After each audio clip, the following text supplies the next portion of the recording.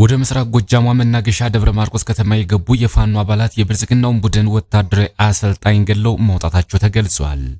ከአማራ ፋኖ ብሔራዊ ንቅናቄ አንድነት ምስረታ ማግስት አገዛዙን የሚያስደነግጡ ጀብድ እየሰሩ የሚገኙት የፋኖ አባላቱ የሚኒሻና አድማ ብተና ቡድንን ዋና አሰልጣኝ የገደሉት በተጠና ኦፕሬሽን ነው ተብሏል።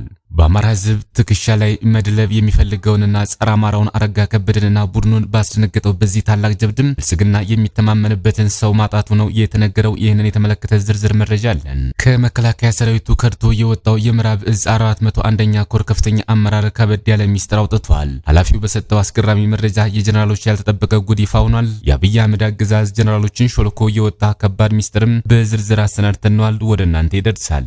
በቅርቡ ለመንግስት እጃቸውን የሰጡት ኮሎኔል ፈንታው ሞአቤ በዛሬው ዕለት በሽብር ወንጀል የጥፋተኝነት ውሳኔ ተላልፎባቸዋል ተብሏል። ኮሎኔሉ ከእድሜ ልክ እስከ ሞት የሚያደርስ ቅጣት ሊቀበሉ ነው ተብሏል። በርካቶች የጉድ አገር ገንፎ እያደር ይፋጃል ብለው የገለጹትን መረጃም በዝርዝር ይዘነዋል። ፋኖ ለቀናት ከባድ ፍልሚያ እያደረገ በሚገኝበት ወግዲ ግንባር የወረዳው ሆስፒታልና ጤና ጣቢያዎች ማስተናገድ ከሚችሉበት በላይ በቁስለኛ ወታደሮች ተጨናንቀዋል ተብሏል። ፋኖ በአካባቢው ከባድ የሆነ የሽምቅ ጥቃት እየፈጸመ በመሆኑ በወግዲ የሚገኙ ቁስለኛ ወታደሮችን ወደ ደሴና ኮምቦልቻ ወስዶ ለማሳከም አዳጋች ሁኔታ ፈጥሯል ተብሏል። አገዛዙ ከባድ ጭንቀት ውስጥ የገባበትን ክስተትም በዝርዝር ይዘነዋል። ሰላም ጤና ይስጥልን ክቡራትና ክቡራን ቤተሰቦቻችን፣ ቀደም ብለን የተጠቀስናቸውን ዋና ዋና መረጃዎች ጨምሮ ሌሎች የግንባር መረጃዎችን አሰናድተናል። እነሆ ወደ ዝርዝሩ ገባን። አብራችሁን ሆኑ። ወደ ምስራቅ ጎጃሟ መናገሻ ደብረ ማርቆስ ከተማ የገቡ የፋኖ አባላት የብልጽግናውን ቡድን ወታደራዊ አሰልጣኝ ገለው መውጣታቸው ተገለጿል። ከአማራ ፋኖ ብሔራዊ ንቅናቄ አንድነት ምስረታ ማግስት አገዛዙን የሚያስደነግጡ ጀብድ እየሰሩ የሚገኙት የፋኖ አባላቱ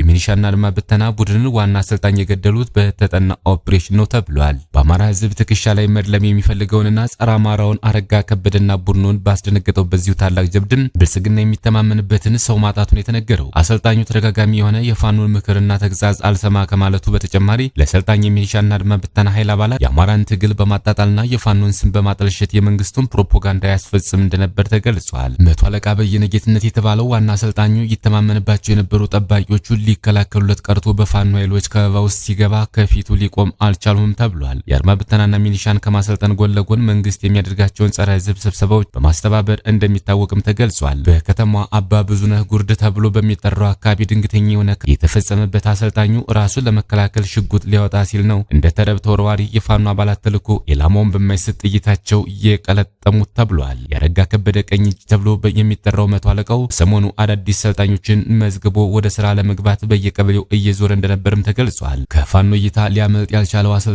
ከመገደሉ በፊት የተሰጠው ማስጠንቀቂያ አልቀበልም ከማለት ባሻገር ፋኖን ምን ታመጣላችሁ በሚል ሲሳደም እንደነበርም ተገልጿል። አማራ በአማራ የሚጠፋፉት የነብርሃኑ ጁላ ፕሮጀክት አስፈጻሚ የሆነው ዋና አሰልጣኙ ማስጠንቀቂያ ሲሰጠው የነበረው በፋኖ ትልቅ የሆነ ብስለትና የተሳሳተ የራስ ወገንን የመመለስ ተግባር እንደነበርም ተገልጿል።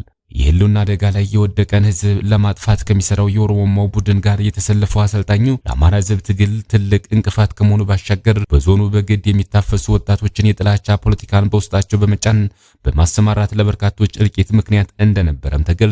ደብረ ማርቆስ ከተማን እንደ ምሽግ የተጠቀሙ አሰልጣኙ ወጣቶችን የፋኖ ደጋፊ ናችሁ በሚል በማሳሰር ባለሀብቶችን ለፋኖ ታግዛላችሁ በሚል ረብጣ ገንዘብ በመቀበል የሚታወቅና መላው የዞኑ ህዝብ ከበድ ያለ ምሬት ውስጥ የገባበት እንደነበርም ተገልጿል። በዚህም የአሰልጣኙ መሸኘት ለሌሎች ወዳደሮች ትልቅ ትምህርት ከመሆኑ ባሻገር ለህዝቡም እፎይታ ነው ተብሏል። በሌላ መረጃ በስቦ መምታት የውጊያ ታክቲክ የጠላት ብልጽግና ወታደር ወሽመጥ በመቁረጥ ውጤታማ ድል ተመዘገበ። አማራ ፋኖ ብሔራዊ ንቅናቄ ምስራቅ አማራ ቀጠና ሚኒሊክ ዕዝ ምስራቅ አማራ ኮር አንድ ባለሸርጦ ክፍለ ጦር ላይ ጥቃት ለማድረስ ከጉቢሳ ወደ ካለቦ፣ ከጭሰ አባሊማ ወደ ሲልኮ፣ ከጊራና ወደ ጉባ፣ ከመርሳ ወደ ሀቡሩና ፋጅ የተንቀሳቀሰው ያገዛዙ ኃይል ኮለቦና ሮጋ ያለውን የጠላት ኃይል ስቦ በማስገባት መነዮ ቅሌና ምሽት አንድ ሰዓት ተኩል ላይ የጠላትን ኃይል ሙትና ቁስለኛ በማድረግ ታላቅ ድል ተጎናጸፈ።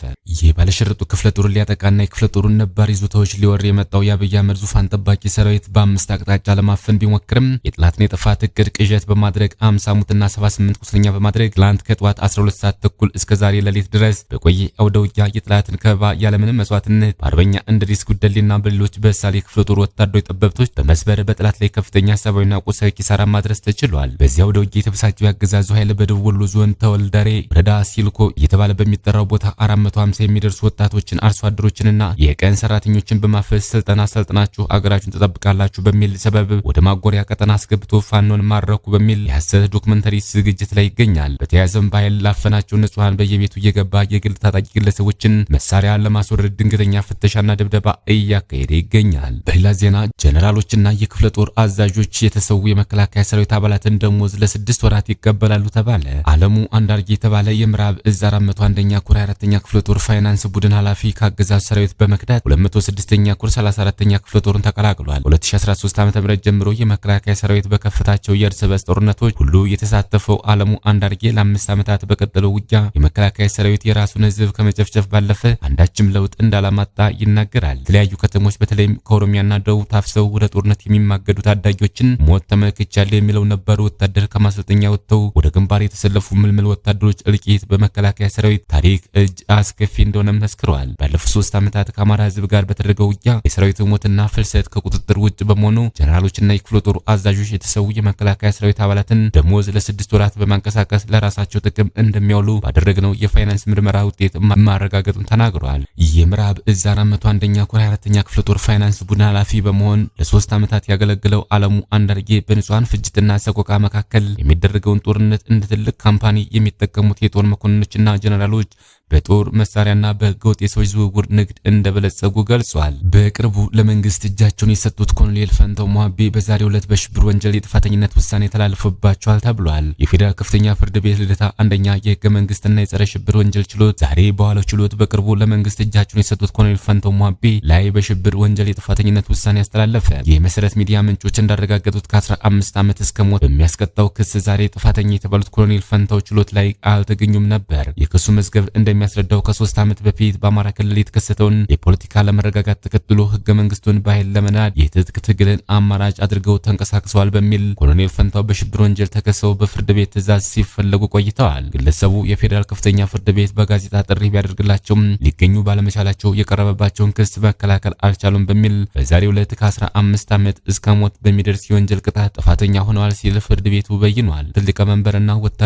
ዋና አዛዥ እንደነበሩ የሚነገርላቸው ኮሎኔል ፈንታው ሞሀቤ የሰላም አማራጭን ተቀብለው ለመንግስት እጅ መስጠታቸውን የዛሬው ወር ገደማ ይፋ መደረጉ ይታወቃል። ኮሎኔል ፈንታውን ጥፋተኛ የተባሉት በእነ ዶክተር ወንደሰን አሰፋ፣ መስከረም አበራ፣ ጋዜጠኛ ጎበዜ ሲሳይና ጋዜጠኛ ዳዊት በጋሻው በሚጠራው መዝገብ ስር ተከሰው ነው። በዚሁ የክስ መዝገብ ጋዜጠኛ ገነት አስማማው፣ ዶክተር ሲሳይ አውግቸው፣ የህግ ጠበቃ አለልኝ ምረቱ፣ ማረጉ ቢያይበየንና ግብረ አብ አለሙ በተመሳሳይ የሽብር ወንጀል የቀረበባቸውን የአቃቢ ህግ ማስረጃ እንዲከላከሉ ፍርድ ቤቱ ብይን ሰጥቷል። 51 ተከሳሾችን በያዘው በዚህ መዝገብ 6 ተከሳሾች አቃቢ ህግ ያቀረበባቸውን ማስረጃ መከላከል ያስፈልጋቸው በነጻ መሰናበታቸውን የመሰረት ሚዲያ ምንጮች ተናግረዋል። እነዚህ ተከሳሾች ከ3 ዓመት በላይ በህግ ቁጥጥር ስር ውለው ጉዳያቸው እየታየ ይገኛል። ከአማራ ክልል የጸጥታ መደፍረስ ጋር ተያይዞ በተመሳሳይ 300 የሚሆኑ ተጠርጣሪዎች ጉዳያቸው በፌዴራል ከፍተኛ ፍርድ ቤት እየታየ ነው ተብሏል። ወደ ኮምቦልቻ ሆስፒታል ብቻ የገባ ቁስለኛ ወታደር አሃዛዊ ቁጥሩ 53 መድረሱ ታውቋል። ይህ የቁስለኛ ብዛት ከኮምቦልቻ ከተማ 2 የጦር ሄሊኮፕተሮች የቆሰሉ አመራሮችና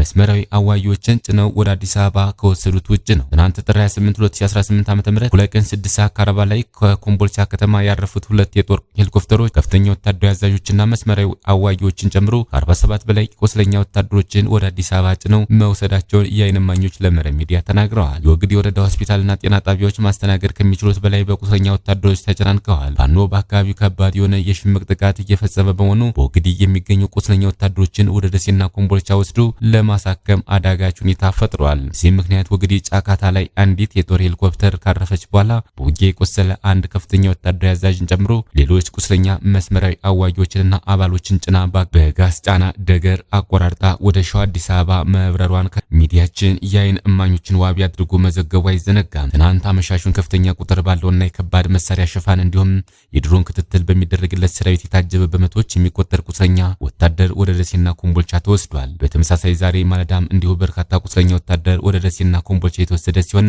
በደሴ ከተማ ከ74 በላይ ወታደሮች ሕክምና እየተደረገላቸው እንደሚገኝ ወታደራዊ ምንጮች ገልጸዋል። በኮምቦልቻ ከተማም በተመሳሳይ ዛሬ ማርፈጃው ከተወሰዱ ቁስለኞች ጋር በድምሩ 53 ወታደሮች ሕክምና እየተደረገላቸው ሲሆን ከዚህ በተጨማሪ እኩለ ቀን ላይ 2 የጦር ሄሊኮፕተሮች ከ47 በላይ ቁስለኞችን ጭነው ወደ አዲስ አበባ መብረራቸውን ጣቢያችን ያነጋግራቸው የዓይን እማኞች ገልጸዋል። በሁለቱ ሄሊኮፕተሮች ተጭነው ከተወሰዱት ቁስለኞች መካከል የሰሜን ምስራቅ እዝና የ11ኛ እዝ እንዲሁም በአየር ወለድ ኮማንዶ መምሪያ ከፍተኛ አዛዦች እንደሚገኙበት ተጠቁሟል። ክቡራትና ክቡራን የቻናላችን ቤተሰቦች ለሰዓቱ ያዘጋጀናቸው መረጃዎች እነዚህ መስሉ ነበር። በሌላ የመረጃ ሰዓታችን እስክንገናኝ ድረስ የዩቲዩብ ቻናላችን ሰብስክራይብ፣ ሼር እንደዚሁም ላይክ ያደርጋችሁ ጠብቁን።